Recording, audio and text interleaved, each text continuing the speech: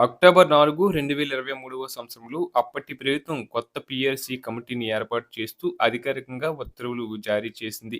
ఈ కమిటీకి శివశంకర్ గారిని చైర్మన్‌గా నియమించింది.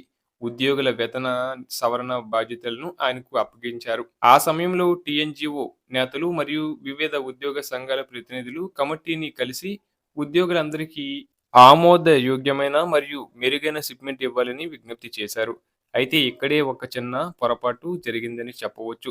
నాయకులు మంచి షిప్మెంట్ కావాలని కోరారు. కానీ దానిని నిర్ణీత కాలపరిమితిలో అంటే 6 నెలలు లేదా ఏడాది లోపు పూర్తి చేయాలని గట్టిగా కోవడం మర్చిపోయారు. దీని ఫలితంగా పీఆర్సీ నివేదిక ప్రక్రియలో తీవ్ర జాప్యం జరుగుతూ వస్తుంది.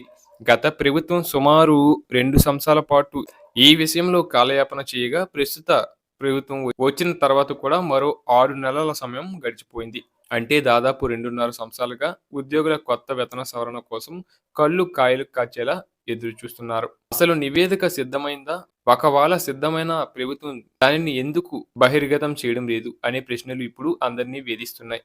ప్రస్తుత ఆర్థిక పరిస్థితులు మరియు బడ్జెట్ భారాన్ని దృష్టిలో ఉంచుకొని ప్రభుత్వం దీనిని వాయిదా వేస్తూ వస్తుందని విశ్లేషకులు భావిస్తున్నారు.